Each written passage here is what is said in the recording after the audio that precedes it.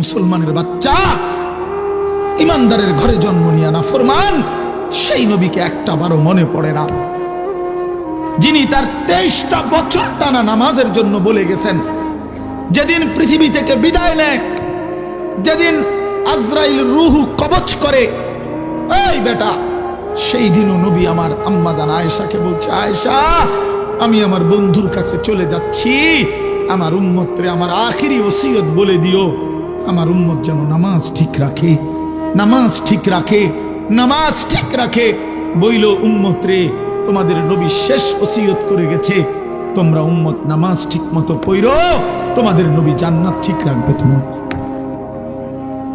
হায় রে গাদ্দার, কোন মার ঘরে জন্ম নিলি? বেনামাজি সন্তান, কোন বাবের ঘরে জন্ম নিলি? কোন মুসলমানের ঘরে জন্ম নিলি? না ফিরমান। আল্লাহ বলতেছেন নিজে যে আমি তোমাদের জন্য লাকুম, আমি তোমাদের জন্য পছন্দ করলাম ইসলামকেই ধর্ম। কতটা মহব্বত করে বলল আল্লাহ। বলেন, বান্দায়, ইসলাম আমি তোমাদের জন্য পছন্দ করে দিয়েছি, আমি তোমাদের জন্য বাছাই করে দিয়েছি। ইন্নাদ-দীনা ইনদাল্লাহিল ইসলাম। আল্লাহ তাআলা বলেন, নিশ্চয়ই আল্লাহর কাছে দিন কেবল একটাই, সেটা ইসলাম। ধর্ম কেবল একটাই, পৃথিবীতে ধর্ম একটাই, সেটা ইসলাম ধর্ম। অন্য যেগুলো এটা কোনোটাই কি গ্রহণযোগ্য কিছু না। হিন্দু বলেন, বৌদ্ধ বলেন, ইহুদি বলেন, খ্রিস্টান বলেন, এরা কেন তাদের এই ধর্ম বিশ্বাস নিয়ে পড়ে আছে, এটা তারাই কইতে পারে। তাদের কোনোটারই কোনো গ্রহণযোগ্যতা আল্লাহর কাছে নাই, কোনোটারই কোনো মেয়াদ নাই, সবগুলো মেয়াদ উত্তীর্ণ। সবগুলো আসমানি ধর্ম যেগুলো, আসমানি কিতাব যেগুলো, সেগুলোরও মেয়াদ উত্তীর্ণ। ইসলামই একমাত্র ধর্ম। ওয়ামান ইয়াবতাগি গায়রাল ইসলামি দীনান ফালান ইউকবালা মিনহু ওয়া হুয়া ফিল আখিরাতি মিনাল খাসিরিন। আল্লাহ তাআলা বলেন, ইসলামকে ব্যতীত বাদ দিয়ে অন্য যেই কোনো ধর্ম মতাদর্শকে যে নিজের জন্য গ্রহণ করবে, তালাশ করবে, ফালান ইউকবালা মিনহু, সেটা কখনোই তার থেকে আল্লাহ তাআলা গ্রহণ করবেন না, কখনোই না। লান নফি তাকিদ বলান, কখনোই না। আরবি গ্রামারের অর্থ হিসাবে এটা কখনোই গ্রহণ করবেন না। ইসলাম ব্যতীত অন্য ধর্ম থেকে পৃথিবীর সব ভালো কাজ করলেও আল্লাহ সেটা গ্রহণ করবেন আখিরাতের জন্য। একেবারে পৃথিবীর সমস্ত কল্যাণকর কাজ করলো কোনো ইহুদি খ্রিস্টান, পৃথিবীর সবগুলো ভালো কাজ সেই করলো, অথচ খ্রিস্টান, অথচ ইহুদি এই অবস্থায় মৃত্যু হলো, তো তার আখিরাত ব্যর্থ।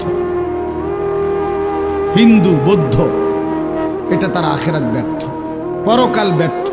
হ্যাঁ, দুনিয়া ভাত মিলতে পারে, দুনিয়ায় কিছু মান সম্মান মিলতে পারে, দুনিয়ায় কিছু ক্ষমতা, প্রভাব, প্রতিপত্তি, নেতৃত্ব, কর্তৃত্ব, এগুলো মিলতে পারে, এগুলো আল্লাহ দিবে বলছে, কিন্তু আখিরাত একেবারেই ব্যর্থ।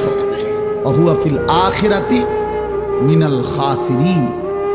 আল্লাহ বলেন, সে আখিরাতে ক্ষতিগ্রস্তদের অন্তর্ভুক্ত হবে। খালাস, স্পষ্ট কথা।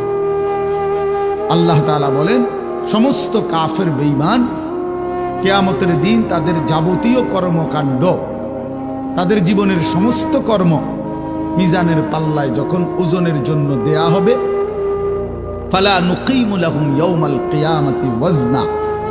আল্লাহ বলেন, সেটা কিয়ামতের দিন এক বিন্দুও ওজন হবে না, 100 গ্রামও হবে না, 200 গ্রামও ওজন আসবে না, কোনো ওজন হবে না। এটা ব্যর্থ, খাসারা মানে লস, ব্যর্থ। এজন্য বললাম ভাই, এটা ইনসাফের সাথে ভাবা উচিত। ইসলামই একমাত্র ধর্ম, ইসলামই আল্লাহর পছন্দ। অনাগত কিয়ামত পর্যন্ত পৃথিবীতে ইসলামই একমাত্র আল্লাহর মনোনীত। অতএব এতটা নিশ্চিত ধর্ম আল্লাহ তাআলা আমাদেরকে দিলেন, এবং এটাই একমাত্র গ্রহণ সেই ধর্ম, সেই ধর্মের বিধান, আল্লাহর কোরআন, রাসূলুল্লাহ সাল্লাল্লাহু আলাইহি সাল্লামের সুন্নাহ হাদিস প্রতিনিয়ত প্রত্যাখ্যান করা, আমাদের জীবন থেকে সরিয়ে দেওয়া। তা আমি মুসলমানই রইলাম কেমনে? আমার পরিচয় মুসলিম হলো কিভাবে বলেন? কোন যুক্তিতে? 365 দিন এক বছরে যে কোনো দিন ফজরের নামাজ পড়ে নাই, তার মুসলমান পরিচয় বাকি থাকলো কিভাবে? 30 বছর ধরে যে সুদ খায় লাগাতার সবসময় এক নিয়মে, তার মুসলমান পরিচয় বাকি থাকলো কিভাবে বলেন? প্রিয় ভাই, যারা প্রতিদিন 5 ওয়াক্ত নামাজ পড়ে না, নওজোয়ান তোমরা পড়ো না, তোমাদের মুসলিম পরিচয় টিকলো কিভাবে? ইনসাফের সাথে বলো ভাইয়া। কোনদিন যার কপালে সেজদা জোটে না, সারাদিন রাত নারী ছবি, মদ, জুয়া, জিনা, ব্যভিচার, অশ্লীল দৃশ্য, অসভ্যতা, নোংরামি, এই যাদের জীবন, এই জীবনে মুসলিম পরিচয় টিকলো কিভাবে? এই মুসলমান হলো কিভাবে? মুসলমান তো দূরে থাক, এ তো মানুষ হল। বুট বাদামও খাইও না ভাই, এটাও অভদ্রতা। শতভাগ মনোযোগী হলে ভালো আল্লাহর কথার প্রতি। একবারে বুট বাদাম খাওয়া উচিত কেন? উচিত না। যেই কোনো প্রাইমারি স্কুলে কেউ যদি দেখে ক্লাস 1-এর বাচ্চাও পড়ার সময় টিচার যখন ক্লাস করে তখন সে বুট বাদাম খায় না, তাহলে এই সাধারণ বাংলা, অঙ্ক, ইংরেজির হাট্টিমাটিম পড়া বা সামান্যটুকু পড়ার জন্য যদি বাচ্চা এতটা অ্যাটেনশন হয়, তো আল্লাহর কোরআন শুনবার জন্য এর চাইতে কতটা বেশি মনোযোগী হওয়া উচিত? আমি আল্লাহর কথা শুনতেছি আর বুট খাইতেছি, এটা তো আমাশা না, এটা তো অবহেলা বোঝায়, অবজ্ঞা বুঝায়, গাফলতি বুঝায়, খামখেয়ালি বুঝায়। ভাইয়া, এটা শেখা উচিত, সব সময়ের জন্য এটা মনে রাখা উচিত। এই বুট বাদাম চটপটির দোকান মাহফিলের সাথে বাধ্যতামূলক বানায় নিছে, এটা দেখতে দেখতে এই রসম চালু হয়ে গেছে। এখন সব জায়গার মাহফিলে এই দোকানদারদেরকে ডিঙ্গাইয়া, ঠেল্লা, ধাক্কাইয়া, মানে কষ্ট কইরা তারপরে প্যান্ডেলে আসতে হয়, ওয়াজে আসতে হয়। মাঝপথে অনেক ছেলে আটকায়া যায়, হয়তো রওনাই দিছিল মাহফিলে, বাবা মাও জানে, বাড়ির থেকে বলে আসছে মারে, মা ওয়াজে যাইতেছে, কিন্তু বেচারা এই চটপটি এবং বুট বাদামের দোকানে আটকায় গেছে। সামান্য 10 টাকার বুট, 30 টাকার এক প্লেট চটপটি তারে আল্লাহর কথা থেকে বঞ্চিত করে দিয়েছে, তারে আখিরাতের সন্ধান থেকে বঞ্চিত করে দিয়েছে। কি পরিমাণ ব্যর্থ মানুষ, কি পরিমাণ কাপুরুষ, অপদার্থ। 20 টাকার কাছে হারিয়ে গেছে, 50 টাকার কাছে হারিয়ে গেছে, আল্লাহকে প্রত্যাখ্যান করে দিয়েছে, নামাজকে তোর ত্যাগ করে দিয়েছে। বুট বাদামওয়ালার কপালেও কোনোদিন সেজদা জোটে না, কাস্টমারের কপালেও সেজদা জোটে, চটপটিওয়ালার কপালেও নামাজের সেজদা জোটে না। আহা, বেচারার জিন্দিগিটাই চটপটি। হ্যাঁ, পৃথিবীতে আসছেই চটপটি বেচতে, পৃথিবীতে কবরে যেদিন যাবে সেদিন চটপটি নিয়েই কবরে যাবে। ওইখানে ফেরেশতাদেরকে যদি ওনারা যদি কিনে বেচা কিনে হইতেও পারে। আফসুস, মানে সব প্রশ্নের উত্তরে বলবে চটপটি। মান রব্বুক, চটপটি। ওমা দীনুকা, চটপটি। ওমান হাদাল্লাযী বুইসা ফীকুম, বুট ফেয়ার। হ্যাঁ, বুট বাদাম। তো নাহলে সে কি বলবে? তো জানেই না, তার তো জিন্দিগি এটা, তার তো জীবনটাই অটো, তার জীবনটাই তো সিএনজি, তার জীবনটাই তো চা দোকান, তার জীবনটাই তো দুনিয়ার একটা সংসার। এই বউ বাচ্চা, স্ত্রী সন্তানের ঘর বাড়ি, দালান, বিল্ডিং, খাট পালং, ফার্নিচার, আসবাবপত্র, বাজার, সদাই, এগুলোর ব্যবস্থা করা রাত দিনের, এটাই জীবন, এটাই মা হিয়া ইল্লা হায়াতুনা দুনিয়া নামুতু ওয়া নাহইয়া। আল্লাহ তাআলা বলেন, কাফের বেঈমানদের বক্তব্য হলো জীবন মানে শুধুই দুনিয়া, খাবো, পড়বো, বাঁচবো, মরবো, এরই নাম জীবন, খালাস, আর কিছু নাই। আর আল্লাহ বলেন ওয়া ইন্নাদ দারাল আখিরাতা লাহিয়াল হায়াওয়ান। কাফেরদের কথা হলো দুনিয়াই কেবল, বেঈমানের কথা যে দুনিয়াই কেবল জীবন। আর আল্লাহ বলেন, আমি আল্লাহ বলছি আখিরাতই হলো মূলত জীবন। ওয়া ইন্নাদ দারাল আখিরাতা লাহিয়াল হায়াওয়ান, নিশ্চয়ই আখিরাত হচ্ছে জীবন। লাউ কানু ইয়ালামুন, আল্লাহ বলেন আমার বান্দারা যদি বুঝতো কত না ভালো হতো। হায় বান্দা যদি বুঝতো যে আখিরাতই জীবন, কত না ভালো হতো। অথচ সে শুধু দুনিয়া বুঝলো। ইয়ালামুনা যাহিরাম মিনাল হায়াতিদ দুনিয়া ওয়া হুম আনিল আখিরাতি হুম গাফিলুন। আল্লাহ বলেন লোকেরা কেবল দুনিয়ার বাহ্যিক দিকটাই বুঝলো, মাটির উপরটাই বুঝলো, আর আখিরাতের ব্যাপারে একদম গাফিল হয়ে রইল। দুনিয়া সব জিজ্ঞেস করলে বলতে পারে, কিন্তু 4টা সূরা জিজ্ঞেস করলে বলতে পারে। দুনিয়া সব জিজ্ঞেস করলে বলতে পারে, আত্তাহিয়াতু দুআয়ে কুনুত শুদ্ধ করে পড়তে পারে, বলতে চায়। একটা লাইন আল্লাহর কোরআন দেখে দেখেও শুদ্ধ পড়তে পারে। আফসোস, ইন্নাল্লাযী লাইসা ফি জাওফিহি শাইউম মিনাল কোরআন কাল বাইতিল খারিব। যে একটা পৃষ্ঠা কোরআন শরীফ দেখে দেখেও শুদ্ধ পড়তে পারে না, এই নাফরমানের কলিজাটা কি, জিন্দেগিটা কি?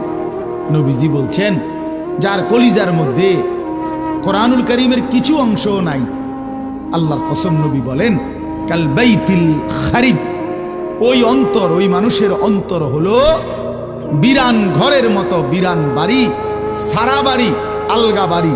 যে বাড়ি মানুষ এখন ফেলে দিছে, এখন আর সেখানে থাকে না, এমনি আলগা ঘর, কোনাকানি ভাঙ্গা টেঙ্গা গেছে, এখন নতুন ঘরে উঠে চলে আসছে, এটা আলগা ঘর পড়ে গেছে, পড়ে রইছে। এরকম বিরান ঘরে, যে ঘরে মানুষ থাকে না এখন আর, কুকুর থাকে, বিড়াল থাকে, সাপ থাকে, বিচ্ছু থাকে, কেঁচো থাকে, টিকটিকি থাকে, পিঁপড়া থাকে, ইত্যাদি ইত্যাদি। এরকম কুকুর, বিড়াল, সাপ, বিচ্ছুর ঘর এখন মানুষ থাকে না। আল্লাহর কসম, চাচাদেরকেও বলি, বাবাদেরকেও বলি, বয়স্কদেরকেও বলি, যারা আল্লাহর কোরআন পড়তে পারেন না, চাচা মিয়া, জাডা মিয়া, আমনেগরেও বলি, ছেলেরা তোমাদেরকেও বলি, আল্লাহর রাসূল বলেন ওই মানুষটার দিলে মানুষ বসবাস করে না, জানোয়ার বসবাস করে, কুকুর, বিড়াল, সাপ, বিচ্ছু বসবাস করে ওই দিলের মধ্যে। ওই দিলে মানুষ বসবাস করে। কাল বাইতিল খারিব, এটা খারবান, খারবান। সৌদি আরব যারা কেউ যদি কেউ থাকে থাকেন, মধ্যপ্রাচ্যে আরব দেশে ছিলেন, তারা তো এটা বুঝবেন যে খারবান, আল্লাহ খারবান মানে এটা নষ্ট, বাদ, খারবান বাতিল। আর কি এটা? এই খারবান, এই লোক খারবান। নবীজি বলছেন এই লোক ফালতু, এই লোক একেবারে আকামলা। এই ভাত খাইছে, আর বন খাইছে, আর বিড়ি খাইছে, আর গপ মারছে। এই জিন্দেগি। এক জীবন ভাত তরকারি খাইছে, শেষ বয়সে আর বন আর বিড়ি খায়, আর সাদ আর গপ। কাম নাই, ওরা কিছু জানে না, আমরা কি পড়বো? ও তো আখিরাতই চিনে না। হ্যাঁ, চিনেই সাদও কাম, উনি চিনেই বন বিড়ি, উনি চিনেই গল্প সল্প। আস্তাগফিরুল্লাহ। আল্লাহ আমাদেরকে মাফ করে দেন, আল্লাহ আমাদেরকে বুঝ দান করেন। এই জন্য দোস্ত, আমি প্রথম যে কথাটা বলে শুরু করলাম, অর্থ হইল এই কথাটা বলতে চাচ্ছিলাম যে ইসলাম তাইলে কার জন্য, কোরআন কার জন্য? ফাবিআইয়ি হাদিসিন বা'দাহু ইউমিনুন। আল্লাহ তাআলা বলে, বান্দা ফাবিআইয়ি হাদিসিন বা'দাহু ইউমিনুন, এই কোরআনকে দেখাইয়া আল্লাহ বলছে, বান্দা বলো তো এরপরে ফাবিআইয়ি হাদিস, আর কোন কথা এই কোরআনের পরে আমি আল্লাহ বললে তুমি আমার কথা মেনে নিতা? এর চাইতে দামি আর কি বললে? এর চাইতে আর কি দামি বললে? ও ভাই দেন, একটু চাপায় দাও, দাও বাবা, নওজোয়ান তোমরা একটু 1 ইঞ্চি আগায় দাও, দাঁড়াও বাবা দাঁড়াও, কষ্ট করো বাপ, আগায় দাও, একটু আগাও, সবাই জায়গা দাও। ইনশাআল্লাহ তোমার দ্বারা একজন ভাইও যদি বসতে পারে, তার পুরা বসার সওয়াব তুমি পাইবা ইনশাআল্লাহ। আসো আগায় আসো বাপ, সবাই নড়ো। এই যে নড়লা না সে তো ঘাটতারামি করলাম। আগাও ভাই। ওই যে কথা বলা বলে কি মুক্ত ছুটিয়েছে নাকি, তো এরকম কাবজাব শুরু করলেন কেন?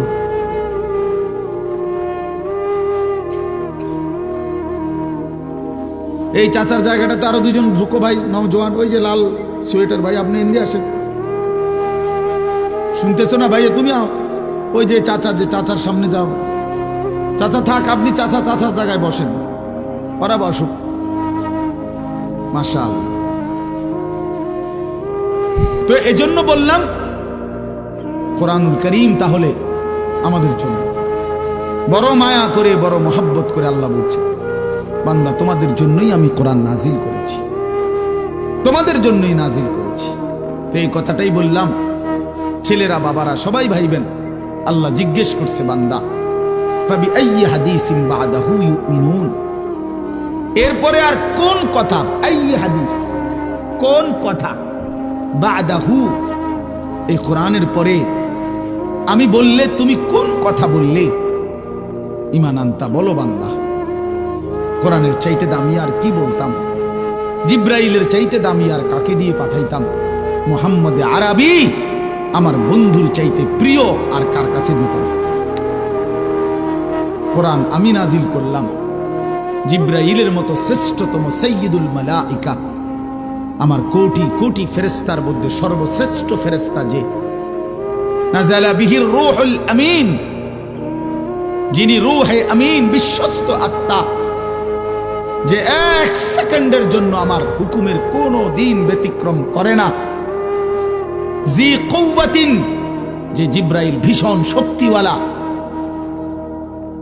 ভীষণ শক্তিশালী হযরতে জিব্রাইল, এমন দামি ফেরেশতা দিয়ে আমি নাজিল করলাম, আমি আল্লাহ নাজিল করলাম। আর আমার কুল কায়নাতের সবচেয়ে প্রিয় বন্ধু, আমার কলিজার টুকরা, আমার হাবিব, আমার মাহবুব, আমার সবচেয়ে প্রিয়জনের কাছে কোরআন নাজিল করলাম, আমার সেই প্রিয় রাসূল। এরপরে বান্দা আমি আর কেমনে আয়োজন করতাম? আমি আল্লাহ নাজিল করলাম, জিব্রাইলকে দিয়ে পাঠাইলাম, শ্রেষ্ঠতম বন্ধুর কাছে নাজিল করলাম, এরপরে আর কি করতাম? রাসূলকেও পাত্তা দিলা না, আমাকেও পাত্তা দিলা না, জিব্রাইলকেও পাত্তা দিলা না, তাহলেও বান্দা কি করলা? আল্লাহ জানতে চাইছে বাপ। আবারও বলছি, ডানে বামে প্রত্যেকে একজন আরেকজনকে বলে দেন যে মোবাইল হাতে নিয়ে রেকর্ড করতে না, ভিডিও করতে না, পরে থামায় দেন। ভাই আপনারা একজন আরেকজনকে ডাকে বলেন, এটা মনোযোগ দিয়ে শুনতে বলেন। এই হলো এক কথা। 2 নাম্বার কথা হলো, বসা যায়, সবাই ইচ্ছা করলে বসতে পারে, না হলে ভাই তোমাদের জুতার উপরে রাইখা এমনি বসো, তাইলে অসুবিধা কি? এটা তো ঘাস আছে, বোঝা যাইতেছে এখানে।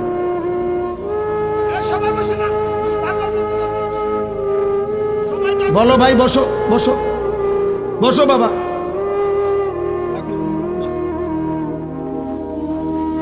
এরপরে দেখেন, ফাবি আইয়ি হাদিসিন বাদাহু ইউমিনুন, একটা বললাম। এই কথাটা আমার সব সময়, আমি আমার সব বয়ানে শুনছেন না, এটা অসংখ্যবার বলি, এই কথা আমার বেশি দিলে লাগে যে আল্লাহ পাক কেমনে কইলেন মায়া করে, যে বান্দা এরপরে আমি আর কোন কিতাব নাজিল করতাম? বলো না বান্দা, আমি আর কোন কথা বলতাম? আমার মতো মাওলা, আমার মতো মালিক, আমি আর কি বলতাম বলো? আমি আর কেমনে বললে তুমি মানতা? ওফ, এই কথা যদি সামনাসামনি বলে কি অবস্থা হবে দোস্ত? আল্লাহ যদি সামনে নিয়ে বলবে, হাদিসে স্পষ্ট আছে, আল্লাহ নবী সাল্লাল্লাহু আলাইহি সাল্লাম বলেন, ইন্নাল্লাহা সায়ুকাল্লিমু, আল্লাহ তার প্রতিটি বান্দার সাথে আলাদা, আল্লাহর কসম, নবী বলছে কথা বলবেন একজন একজন করে, লাইসা বাইনাহু ওয়া বাইনাহু তারজুমান, আল্লাহর মাঝে আর বান্দার মাঝে কথাটা বুঝাইয়া দেওয়ার জন্য কোনো দোভাষী ফেরেশতাও থাকবে না, কেউ না, শুধু মাওলা, শুধু তার বান্দা। একা একা জিজ্ঞেস কর, একজন একজন করে, ওয়া কুল্লুহুম আতিহি ইয়াউমাল কিয়ামাতি ফারদা। কোরআন শরীফের আয়াত। আল্লাহ বলেন সকলেই আল্লাহর কাছে কিয়ামতের দিন আসতে হবে ফারদান আই ওয়াহিদান, একজন একজন। ফারদান অর্থ কি? একজন একজন, ওয়াহিদ ওয়াহিদ, একজন একজন করে দাঁড়াতে। ফাওয়ারাব্বিকা লানাসআলান্নাহুম আজমাইন আম্মা কানু ইয়ামালুন। আল্লাহ বলে বান্দা কসম করে বললাম, আমি আল্লাহ আমার কসম খাইলাম, আমি আল্লাহর কসম খাইয়া বললাম, আমার জাতের কসম, আমার সিফাতের কসম, আমার অস্তিত্বের কসম, আমি কিন্তু তোমাদেরকে জিজ্ঞেস করব। লানাসআলান্নাহুম আজমাইন, আমি ছাড়বো না বান্দা। তুমি আমার রহমান নামে না শুনছো, আমি দয়ালু। তুমি শুনেছো আমি রহিম, আমি দয়ালু দয়াবান। কিন্তু তুমি কি জানো না এই দুইটাই শুধু যে আমার নাম তো না, আমার তো 99টা নাম। আমার বাকি নামগুলোর অর্থ কি সেটা জিজ্ঞাসা করলে না? হ্যাঁ, এই দুইটা নামে না বুঝলা আমি দয়ালু, কিন্তু আমি যে জব্বার, আমি যে কাহার, আমি যে আজিজ, আমি যে যুনতিকাম, আমি যে শদীদুল ইকাব, সরিউল হিসাব, এগুলোর অর্থ কি? আমি যে প্রচন্ড প্রতিশোধ গ্রহণকারী, আমি যে প্রবল প্রতাপান্বিত রাগান্বিত, আমি আল্লাহ যে অপরিসীম ক্ষমতার অধিকারী, আমি যে দ্রুত হিসাব গ্রহণকারী, আমি যে কঠোর শাস্তিদাতা, তুমি কি সেই কথাগুলো শোনো নাই? কি দোস্ত, প্রিয় ভাই, ভাবতে শিখো, ভাবতে শিখো দোস্ত, ভাবতে শিখো। আমি পুরো ইসলাম শিখাবার জন্য এক ওয়াজে আসি নাই, শুধু দিল জাগাইতে আসছি। দিল জাগ, আমি একেবারে হিসাব করার সময় কোনোভাবেই, মাওলানা ইলিয়াস ভাই জানে, এই জন্য কিছু করার না। আমি কোনোভাবেই, এটা আমার জন্য উচিত না যে উনি ওয়াজ করতেছেন আমি আইসা উঠে যাওয়া, কিন্তু আমার কোনো উপায় নাই। উনি নিজেও জানে আমার সারা দিনের সকাল ঘুম থেকে, আজকের ফজর থেকে নিয়ে আমি এই পর্যন্ত কোথাও ঘুমাই, সারা দিন আমাদের ভাই নিজেও গেছেন। হেফাজতে ইসলাম বাংলাদেশ কুমিল্লা জেলার আমাদের বিশাল সম্মেলন ছিল, সারা দিন আসরের পরে বয়ান করছি, আবার এই ওইখান থেকে সাইরা আসতে আসতে সময় লাগছে। তো এই জন্য বললাম দোস্ত, ভাবনা জাগাইতে আসছি এই অল্প কদ্দূরে, যেখানে যে দূর পারা যায়, আর কিছুই করার মন মতো লম্বা বয়ান করার সময় আমার হাতে নাই। এই জন্য দোস্ত, আমার বন্ধু, আমার ইসলাম আমি আবারও জানতে চাই, শুরু করছি। প্রিয় বন্ধু, আমরা এখানে মুসলমান বাবা, আমরা আবারও ভাবতে শিখি। 23 বছরের প্রিয় নবী সাল্লাল্লাহু আলাইহি সাল্লামের কলিজা ছেঁড়া রক্ত ভেজা ইসলাম, ইসলামের প্রতিটা শব্দ কল্পনা করলে দেখা যাবে কোরআনের প্রতিটা পাতায় পাতায় তায়েফের রক্ত লেগে আছে। বেটা, কত ফোঁটা, কত বেশি পরিমাণ রক্ত ঝরিয়েছেন নবী আমার। আল্লাহর নবী সাল্লাল্লাহু আলাইহি ওয়াসাল্লাম, হযরত আয়েশা রাদিয়াল্লাহু তাআলা আনহা একদিন নবীজিকে জিজ্ঞেস করছিল, ইয়া রাসূলুল্লাহ, দ্বীনের জন্য পূর্ববর্তী নবীরা কত কষ্ট সয়েছেন, একটা ঘটনা শুনে নবীজির। এরপরে বললেন, নবী সাল্লাল্লাহু আলাইহি সাল্লাম বললেন, আল্লাহর কসম আয়েশা, 1.25 লক্ষ আম্বিয়া কেরাম যে পরিমাণ কষ্ট সয়েছেন, তোমার স্বামী মুহাম্মদ আরবি তায়েফে তার চেয়ে বেশি কষ্ট সয়েছে। এক তায়েফের পাথরের আঘাতে আমার পুরাটা শরীর ঝাঁঝরা হয়ে গেছে। আমার একটা পাথর মারে নাই, 2টা পাথর পারে নাই। তায়েফের সর্দাররা সরাসরি আদেশ করছে, কিতাবে আছে, তায়েফের 3 জন বিখ্যাত সর্দার, আব্দে ইয়ালিল, মাসউদ, হাবিব, 3টা বেঈমান কাফের সর্দার তায়েফের, তাদের সমস্ত কিশোর গ্যাং, সমস্ত কিশোর তরুণ নওজওয়ানদেরকে লাগায় দিছে যে নাউজুবিল্লাহ, এই লোকটা পাগল, ওরে যত পারো পাথর মেরে এই এলাকার থেকে তাড়ায়। তো বাচ্চাদেরকে যখন নেতায় আদেশ করে, তখন কি আর হুঁশ থাকে? এখন আর বাধা দিবে কে? যারা বাধা দিবে তারাই তো আদেশ করছে মারতো। কথা বোঝেন নাই? বড়রা না থামাইবার কথা, এখন বড়ই তো বলছে কি মার, পাথর মার। এখন মারাটা কেমন মারা মারছে, কেমন মারা মারছে। হযরত মাওলানা তারেক জমিল সাহেব ওনার বয়ানে বলছিলেন, নবী সাল্লাল্লাহু আলাইহি সাল্লামের মক্কার জীবনে সবচেয়ে বড় শত্রু যারা ছিল, বিরোধিতাকারী, তন্মধ্যে অন্যতম একজন ব্যক্তি ছিল উতবা। আবু জাহেল, আবু লাহাব, উতবা। এই যে উতবা একজন কাফের সর্দার, সিনিয়র সর্দার, মক্কার কুরাইশদের মধ্যে বড় লিডার ছিল, মৃত্যু পর্যন্ত যে নবীজির বিরোধিতাই করছে। বদরের যুদ্ধের দিন সে মারা গেছে, নিহত হয়েছে বদরের যুদ্ধে। এই উতবা কুরাইশ কাফেরদের সর্দার।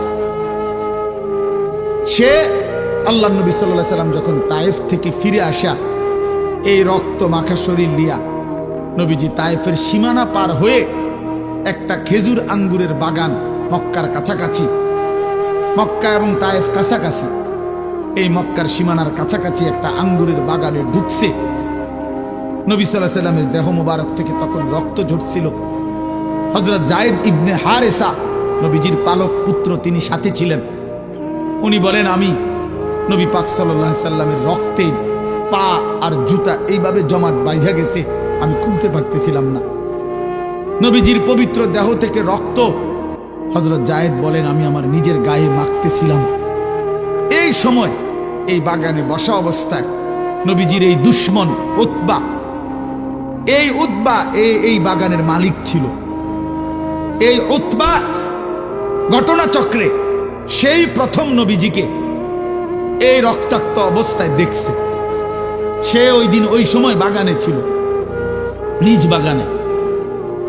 আল্লাহর কসম কিতাবে লিখছে এবং হযরতের জবানও আমি শুনছি, এই উতবা যে কোনোদিন কালেমা পড়ে নাই বাপ, তখনও কাফের, পরেও কাফের, কিন্তু ওই নবীজির ওই তায়েফের রক্ত মাখা শরীর দেখে আল্লাহর কসম উতবার মতো বেঈমান চিৎকার দিয়া উঠছে আর কাঁইদা উঠছে, চোখের পানি ছেড়ে দিছে আর বলছে, তায়েফবাসী, আমার ভাতিজারে এত মারা কেমনে মারলা? 11 বছর আমরা তার বিরোধিতা করি। নবীজি 11তম বছর নবুয়তের তায়েফ গেছিলেন। এই যে 40 বছর থেকে 51 বছর, এই 11টি বছর আমরা ভাতিজার বিরোধিতা করি ঠিক, কিন্তু তাকে তো এইভাবে কোনোদিন মারি নাই।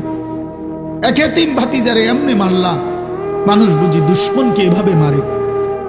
কাফেরের কলিজা পর্যন্ত বেটা চোখের পানি চলে আসছে। আর তুমি মুসলমানের বাচ্চা, ইমানদারের ঘরে জন্ম নিয়া না ফরমান, সেই নবীকে একটা বারও মনে পড়ে না, যিনি তার 23টা বছর টানা নামাজের জন্য বলে গেছেন। যেদিন পৃথিবী থেকে বিদায় নেয়, যেদিন আজরাইল রূহ কবজ করে, এই বেটা, সেই দিনও নবী আমার আম্মা জান আয়েশাকে বলছে, আয়েশা, আমি আমার বন্ধুর কাছে চলে যাচ্ছি, আমার উম্মতরে আমার আখিরি ওসিয়ত বলে দিও, আমার উম্মত যেন নামাজ ঠিক রাখে, নামাজ ঠিক রাখে, নামাজ ঠিক রাখে।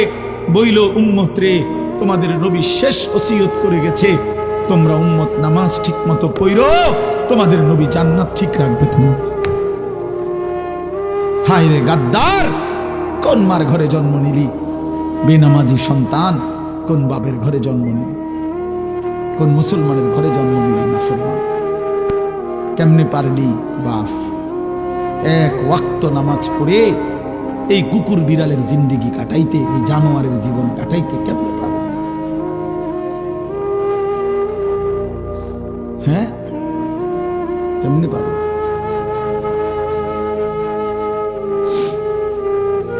জিন্দেগি বুঝি যে জীবনে সেজদা নাই। আমি সবসময় বলি, একদিন হলে একদিনে বলব, যে জীবনে সেজদা নাই আমি তারে মানুষ মনে করি না। যে কপাল সেজদা দেয় না সে মানুষ না, সে জানোয়ার। ইনহুম ইল্লা কাল আনআম, সে চতুষ্পদ জন্তু।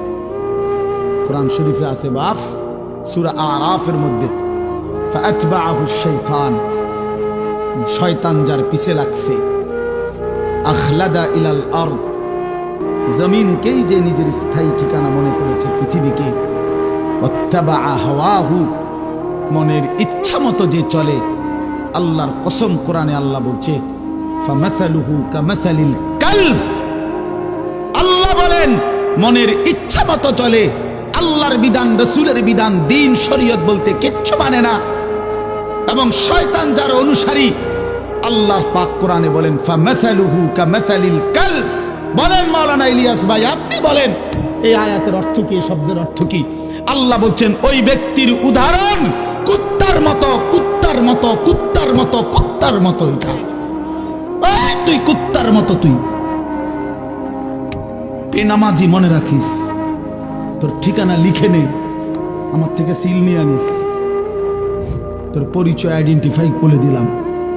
কোরআন বলছে কি অর্থ কর, কামাসালিল কালব অর্থ কি?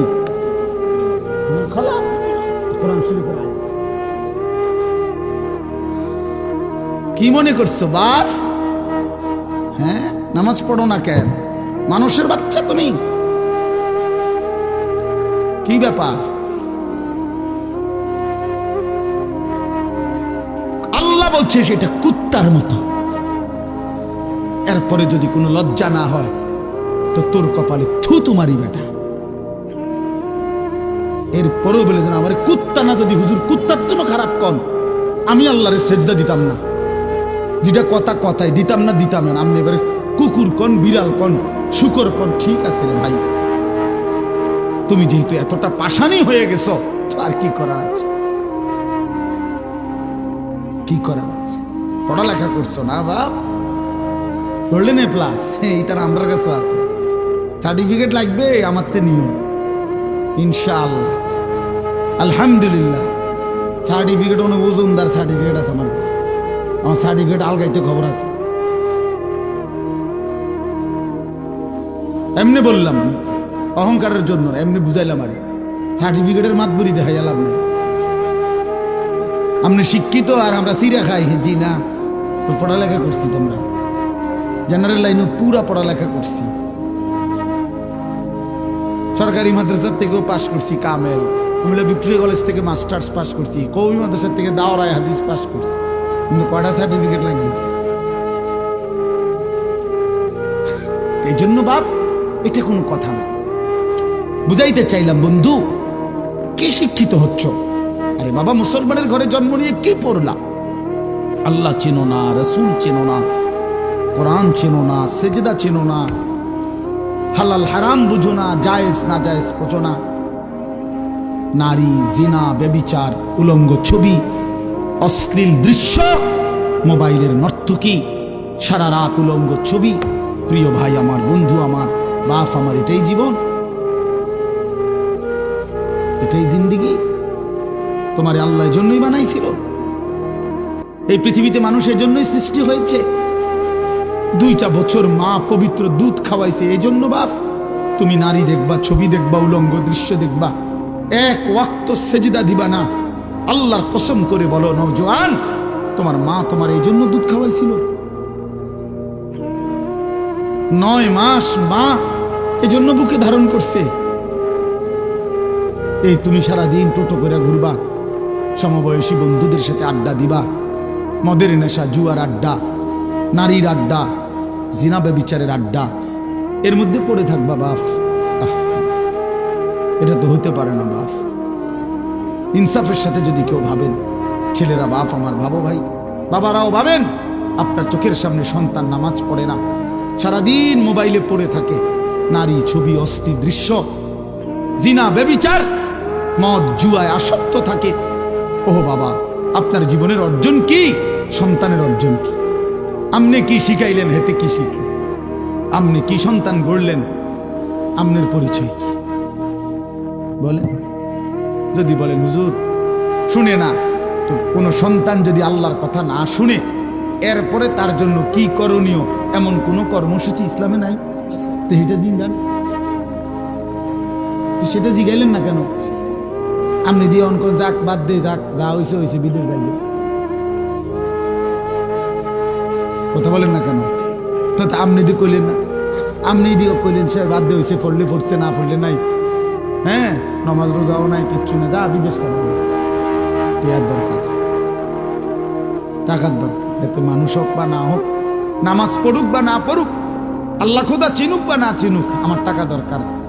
তার চাচা জমি বেচবো, টাকা রেডি না রাখলে ফট করে অন্য মানুষের কাছে বেচালেন।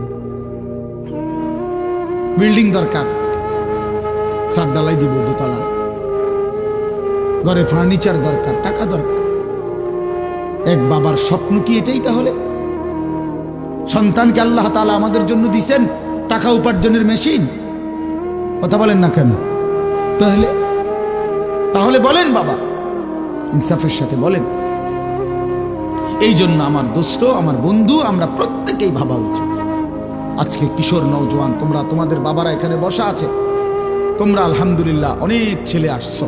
তোমাদের কাছে অনুরোধ বাবা, তুমি তোমাকে নিয়ে ভাইব, এই বন্ধুর কথা মনে করো, এই ভাইয়ের কথা মনে করো যে আমি এক ভাই, তোমাকে বলছি ভাই, তুমি আমার ভাই, তুমি আমার সন্তান, তুমি নওজোয়ান, আমাদের আদরের। এত ছোট্ট বয়সে এত নারী দেখে ফেললা, 16 বছরে এত নর্তকী দেখে ফেললা, মাত্র 16 বছর 18 বছর বয়সে এত উলঙ্গ ছবি দেখে ফেললা, মাত্র 16 বছরে এত জিনা ব্যভিচারের দৃশ্য দেখে ফেললা। আস্তাগফিরুল্লাহ। মাত্র 18 বছর না হতেই এত নারী, এত মেয়ে, এত অশ্লীলতা। আল্লাহর কোরআনে আল্লাহ তাআলা বলছেন বেবিচারীকে, আল্লাহর কসম, কোরআন শরীফে আছে সূরা ফুরকানে, ইউদাআফ লাহুল আযাবু ইয়াউমাল কিয়ামাহ ওয়া ইয়াখলুদ ফীহি মুহানা। আল্লাহ সরাসরি বলছে বেবিচারী, জিনাকারকে, বেবিচারীকে আল্লাহ তাআলা বলছে তার আখিরাতে আমি আল্লাহ প্রত্যেকটা এই অপরাধের জন্য ডবল ডবল, রিডবল, দ্বিগুণ দ্বিগুণ শাস্তি দিতে থাকবো এবং তাকে বেইজ্জতি করে, লাঞ্ছিত করে, লাথি দিয়ে তার জাহান্নামে ছুঁড়ে মারবো। বেটা, লাথি দিয়ে ছুঁড়ে মারবো, বেইজ্জতি করে জিনাকার, বেবিচারীকে। এই জন্য মনে রাখতে হবে ছেলেরা, বাবারা, বিবাহ বহির্ভূত যেই কোনো সম্পর্ক জিনা, বিবাহ বাদে হালাল স্ত্রী ছাড়া অন্য যে কোনো রকমের মেয়ের সাথে যে কোনো সম্পর্ক, অর্থাৎ তুমি একটা মেয়ের সাথে কথা বলো, এটাও জিনা। তুমি একটা মেয়েকে ভালোবাসো, এটাও জিনা। একটা মেয়ের কথা শুনো, এটাও জিনা। একটা মেয়ের সাথে হাঁটো, এটাও জিনা। কোনো ভিন মেয়েকে ছুঁয়ে দিলা, এটাও জিনা। তার দিকে তাকায় থাকলা, এটাও জিনা। তাকে নিয়ে কল্পনা করলা অন্তরে, এটাও জিনা। আবার লজ্জাস্থানের জিনা করলে এটাও জিনা। চোখেরটাও জিনা, হাতেরটাও জিনা, কানেরটাও জিনা, দিলেরটাও জিনা, পায়েরটাও জিনা, লজ্জাস্থানেরটাও। একেবারে স্পষ্ট কোরআন শরীফে বিবাহ বহির্ভূত সম্পর্ককে প্রেম বলে না, ভালোবাসা বলে না, ব্যভিচার বলে, জিনাকার বলে।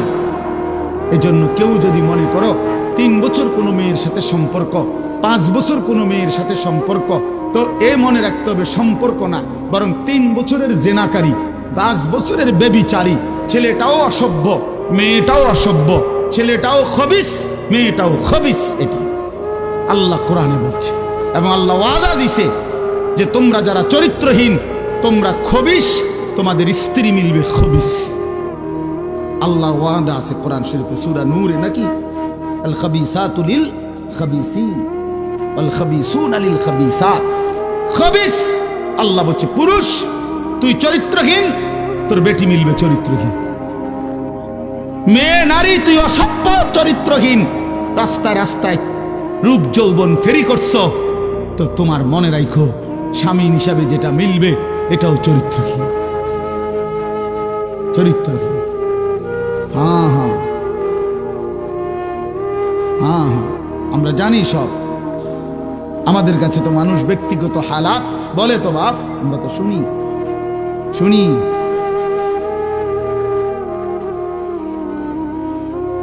শুনি বাবা, নওজোয়ান ছেলেদের হালাতও শুনি। বিবাহ পরবর্তী পরকীয়ার আসক্তি, জিনা ব্যভিচারের আসক্তি, এটাও আমরা জানি। ব্যভিচারী, এজন্য আল্লাহ কোরআনে বলছে ইন্নাহু কানা ফাহিশাতান ওয়া সাআ সাবিলা। আল্লাহ বলছে ওয়ালা তাকরাবুজ জিনা, আমার বান্দা জিনা ব্যভিচারের কাছেও যেও না, নিশ্চয়ই এটা অশ্লীলতা, বড় বেশি মন্দ রাস্তা, অত্যন্ত খারাপ মন্দ পথ জিনা। এই নারী পুরুষের অবাধ সম্পর্ক, বিবাহ বহির্ভূত সম্পর্ক, বাস্তবে হোক মোবাইলে হোক, যেভাবে হোক। নওজোয়ান আখলাক জীবন, মানুষের সবচেয়ে বড় সম্পদ তার আখলাক, তার চরিত্র। এ প্লাস, গোল্ডেন এ প্লাস, এটাকে ইনসান বলে না, মানুষ বলে না, উত্তম চরিত্রকে মানুষ বলে। আখলাককে বলে মানুষ, আখলাককে বলে মানুষ, আখলাককে মানে মানুষ। কোরআনুল কারীমের মধ্যে আল্লাহ তাআলা বলছেন, নবী সাল্লাল্লাহু আলাইহি ওয়াসাল্লাম বলছেন, লা ইয়াজনি জানি হিনা ইয়াজনি ওয়া হুয়া মুমিন। আল্লাহর কসম, এটা হাদিস। নবীজি বলছে, কোন ব্যভিচারী, জিনাকার, কোন নারী পুরুষের অবৈধ অশ্লীল কাজ যে করে, আল্লাহর নবী বলছে খোদার কসম সে মুমিন থাকে না, বেঈমান হয়েছে। বেঈমান, এটা বেঈমান, এটা বেঈমান, এটা জানোয়ার। লা ইয়াশরাবুল খামরা হিনা ইয়াশরাবু ওয়া হুয়া মুমিন। নবীজি বলছে মদখোর, নেশাখোর, গাঁজাখোর, ফুট্টাখোর, বাবাখোর, ডাইলখোর, হারামখোর, ইয়াবাখোর, এই নাফরমান যখন নেশা করে, রাসূল বলে সে তখন মুমিন থাকে না। কি এটাই তো অর্থ নাকি? লা ইয়াশরাবুল খামরা হিনা ইয়াশরাবু ওয়া হুয়া মুমিন। নবীজি বলছে লা তাশরাবিল খামরা, উম্মত নেশা করো না, মদ খেও না। কেন? ফাইন্নাহা উম্মুল খাবাইস। কেননা নেশা, মদ, মাদক, এটা সমস্ত খবিসের মূল। আরো শুনবেন ছেলেরা, বাবা আরো শুনো, হাদিস শোনো, রাসূলের হাদিস শোনো। আল্লাহর নবী বলেছেন, ওমান শারিবাল খামরা তারাকাস সালাম। যে নেশা করে তার সবগুলো নামাজ ছুটে যায়। 1 2, পরেরটা বলতে আমার সাহসে কুলায়। এর পরের অংশটা আমার কাছে বলতেই কষ্ট হয়। নবীজি সাল্লাল্লাহু আলাইহি সাল্লাম বলেন, ওয়া ওয়াকা আলা আম্মাতিহি ওয়া খালাতিহি। যে নেশা করে, এই নেশাখোর অল্প সময়ের ব্যবধানে আপন খালা, মামা, ফুফি, মামি, ফুফি, চাচি, খালাতো বোন, মামাতো বোন, ফুফাতো বোন, চাচাতো বোন, এমন ঘনিষ্ঠ আপন আত্মীয়ার সাথে জিনা এবং ব্যভিচার করতে উদ্যত। এই ব্যভিচারীর হাতে, এই মদখোরের হাতে আপনজন নিরাপদ থাকে না। এই জানোয়ারের হাতে আপনজন নিরাপদ থাকে। রাসূল বলছে, এত মিথ্যা হইতে পারে না। এ বলছেন, এটা নবী সাল্লাল্লাহু আলাইহি সাল্লাম বলছেন। ভাবতেছেন বিষয়টা কেমন কঠিন, কেমন জটিল, কেমন জটিল। এই পৃথিবীতে 3টা ভাই বোন, 4টা ভাই বোন বড় বেশি স্পর্শকাতর, চরিত্রহীনতার অবাধ সুযোগ মিলে যায় যদি অভিভাবকের কঠোর নজরদারি না থাকে। এই 4টা ভাই বোন, খালাতো বোন, মামাতো বোন, চাচাতো বোন, ফুফাতো বোন, এই 4 খালা বোন, ভাই বোন, খালাতো ভাই বোন, চাচাতো ভাই বোন, ফুফাতো ভাই বোন, মামাতো, এই 4টা ভাই বোন দেখতে তো অনেক ভালো, আপনজন, কিন্তু এই আপনজনের ছেলে মেয়েকে যদি অবাধ সুযোগ দেওয়া হয়, আল্লাহর কসম এর পরবর্তী গন্তব্যই জিনা ব্যভিচার। জিনা ব্যভিচার। এই জন্য ওই মা হাসরের ময়দানে কাঠগড়ায় দাঁড়াইতে হবে যে তার মেয়েকে এমন ছেলের সাথে সম্পর্ক করতে দিয়েছে। ওই বাবাকে কাঠগড়ায় দাঁড়াইতে হবে যে তার ছেলেকে এমন অসৎ সম্পর্কের দিকে ঠেলে দিছে। এই জন্য দোস্ত, নওজোয়ান, মদের নেশা থেকে ফিরো ভাই, নারীর নেশা থেকে ফিরো। আল্লাহর নবী বলছেন, ফাত্তাকুদ দুনিয়া ওয়াত্তাকুন নিসা। নবীজি বলছেন, উম্মত দুনিয়ার ধোঁকা থেকে বেঁচে থাকো, নারীর ধোঁকা থেকে বেঁচে থাকো। বেপর্দা নারীর হাসি না, আগুন। বেপর্দা নারীর শরীর, রূপ, যৌবন, এটা যৌবন না, শরীর না, এটা আগুন, এটা আগুন, এটা আগুনের গোলা, এটা আগুনের টুকরা, এটা জাহান্নামের আগুন, এটা জাহান্নামের আগুন। এই জন্য আমি অনুরোধ করছি, আমার ছেলেরা, আমার সন্তানেরা, আমার বাবারা, আমার ভাইরা, আমার বন্ধুরা, তোমরা ফিরে আসো। বাপ, একটা উদ্দেশ্য নিয়ে এই আয়াতটা পড়ছি। এবার আমি এটা বললেই আমার কথা শেষ। উদ্দেশ্যটা হলো, আল্লাহ নবী সাল্লাল্লাহু আলাইহি ওয়াসাল্লাম বলছেন, যুবকদেরকে লক্ষ্য করে আপনারা বাবারাও উপদেশ দিবেন আপনাদের ছেলেদেরকে। নবীজি সাল্লাল্লাহু আলাইহি ওয়াসাল্লাম বলেছেন, এক মানুষের যৌন চাহিদা লজ্জাস্থানের চাহিদা, নারীর আসক্তি কমানোর জন্য সবচেয়ে কার্যকর পরীক্ষিত প্রতিষেধক ঔষধ, অ্যান্টিবায়োটিক আল্লাহর নবী বলছেন রোজা। ফাইন্না সাওমা লাহু বিজাউন, নিশ্চয়ই রোজার মধ্যেই রয়েছে যৌন শক্তি নিয়ন্ত্রণের, যৌবনের চাহিদা নিয়ন্ত্রণের প্রতিষেধক। রাসূলুল্লাহ সাল্লাল্লাহু আলাইহি সাল্লাম বলছেন, কোন যুবক যদি নিয়মিত রোজা রাখে, ধারাবাহিকভাবে রোজায় অভ্যস্ত হয়, মাহে রমজান সামনে, একটা মাস যত্ন নিয়ে যদি সে সুন্দর করে রোজা রাখে, একটা মাস যদি সে আল্লাহর সাথে ওয়াদাবদ্ধ হয়ে, চুক্তিবদ্ধ হয়ে, যে মালিক আমি ওয়াদা দিলাম, যা হয়েছে ভুল হয়েছে মাওলা, আমার পিছনের জিন্দিগি আমি ভুল করেছি, তওবা করে এবারের রমজান আমি রোজার মাধ্যমে আমার চরিত্র হেফাজতের সিদ্ধান্ত নিলাম, আমি আর নাফরমানি করব না, 5 ওয়াক্ত নামাজ পড়বো, রোজা রাখবো, ইফতার সাহরি তারাবি 20 রাকাত, তাহাজ্জুদ, দোয়া, মুনাজাত, রমজানটা সুন্দরভাবে জীবনটা কাটাবো মাওলা। আল্লাহর কসম, আল্লাহ ওয়াদা দিছে বান্দা লাআল্লাকুম তাত্তাকুন, তাহলে আমি 1 মাসেই তোমাকে, 1 রোজাতেই তোমারে মুত্তাকি বানায় দিব, ঈদের চাঁদ উঠলে জান্নাতে উঠায়া দেব, ঈদের চাঁদ উঠলে জান্নাতে দিব। 1 মাস 30 দিন, 31 দিনে যাবে না, 30 দিনে ফ্লাইট। ইয়া আইয়ুহাল্লাযীনা আমানু, হে ঈমানদারগণ, যেন রব্বুল আলামিন বললেন মুমিন, ঈমানের পাসপোর্টটা আমার হাতে দাও। আল্লাহ বললেন বান্দা ঈমানের পাসপোর্ট আমার কাছে দাও, আমি নিলাম। এবার কুতিবা আলাইকুমুস সিয়ামু কামা কুতিবা আলাল্লাযীনা মিন ক্বাবলিকুম, আমি রব্বুল আলামিন তোমার উপরে রোজা ফরজ করলাম, পূর্বসূরীদের উপরও ফরজ করেছিলাম। এই একটি মাস তুমি আমার হুকুম মেনে মাহে রমজানের কদর করে রোজা এবং রোজার সাথে সম্পৃক্ত যাবতীয় বিধান সর্বোচ্চ মনোযোগ দিয়ে গুনাহ থেকে, পবিত্র থেকে পালন করো বান্দা। একটা মাস সময় নিলাম, পাসপোর্টও আমি জমা নিলাম।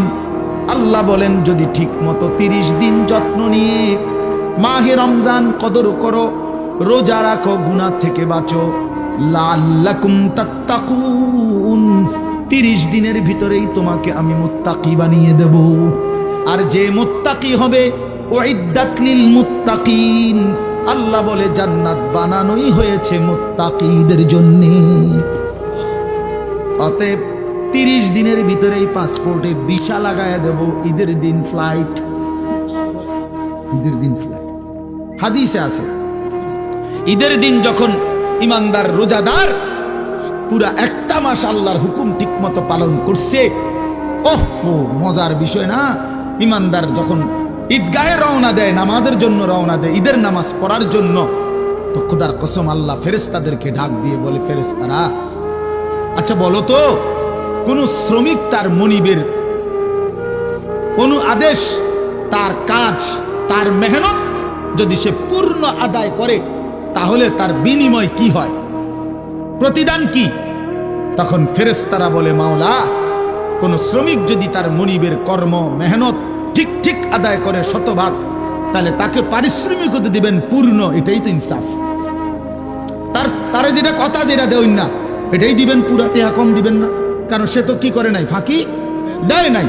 আল্লাহ তখন বলে, আল্লাহর কসম ফেরেশতারা তোমাদেরকে সাক্ষী রেখে, ওয়া ইজ্জতি ওয়া জালালি ওয়া ইরতিফা'i মাকানি ওয়া উলুওয়ে মাকানি, আমার ইজ্জতের কসম, আমার মর্যাদার কসম, আমার সুউচ্চ সুমহান সম্মানের কসম, আমি আল্লাহ তোমাদেরকে সাক্ষী রেখে বললাম, আমি আমার এই ইমানদার রোজাদার যারা রোজার হক আদায় করছে, আমি তাদেরকে আজ ঈদের ময়দানে মাফ করে দিলাম, মাফ, পারিশ্রমিক দিলাম, যা। তখন হাদিস আছে ফেরেশতারা বলে, ইয়া আইয়ুহান নাস, হে লোক সকল, শুনো খুশখবরি, আমরা এইমাত্র নিজ কানে শুনছি, ইন্নাল্লাহা কাদ গাফারা লাকুম, তোমরে আল্লাহ মাফ করে দিছে, তারজিউ রাশিদিনা ইলা রিহালিকুম, অতএব তোমরা খুশি খুশি চিত্তে তোমাদের নিজ নিজ ঘরে ফিরে যাও। একটু পরে বিমান আসবে, উঠবা, জান্নাতের ফ্লাইটে উঠবা। ফ্লাইট হয়ে গেছে, বিশাল এক গেছে, বলেন আলহামদুলিল্লাহ। এই জন্য দোস্ত বাবা সবাই মিলে মাহে রমজান সামনে, একদম সামনে, একদম সামনে, একদম সামনে। আর সর্বোচ্চ 30-31 দিন হবে না, এই সর্বোচ্চ 30 থেকে 31 দিনের ব্যবধানে মাহে রমজান, মাহে রমজান। অতএব আমার শায়েখ আল্লামা মুফতি মুশতাকুর নবী কাসেমি হুজুর বলে সামনে আছে 30 দিন মাহে রমজানের শুভ দিন। হুজুর এটা সবসময় প্রতিদিন বলে, মা সামনে আছে 31 দিন রহমত মাগফিরাতের শুভ দিন, নাজাতের শুভ দিন, শবে কদরের শুভ দিন, জান্নাত লাভের শুভ দিন, গুনাহ মাফের শুভ দিন।